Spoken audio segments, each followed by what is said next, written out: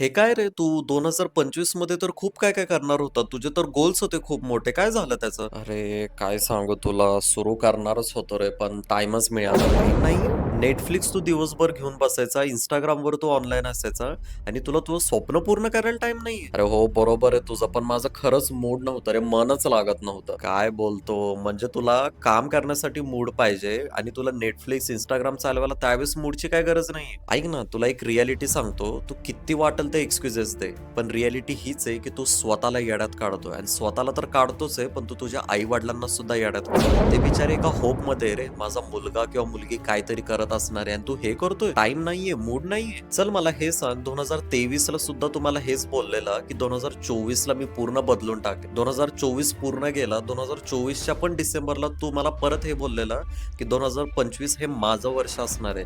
आणि काय झालं रे? तेच आता मोजून 15 ते 20 दिवस राहिले वर्ष संपायला.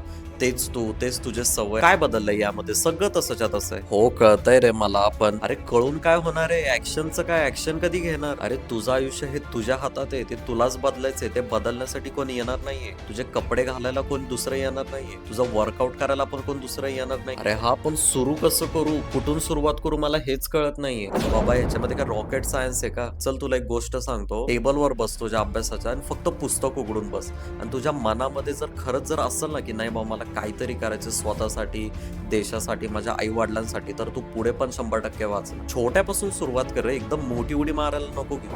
माझ्या ह्याच चुकीमुळे मी मात खाल्लाय. मी दरवेळेस ना मोठी उडी मारायला जायचो, काहीतरी असं मोठं सुरुवात करायला जायचो.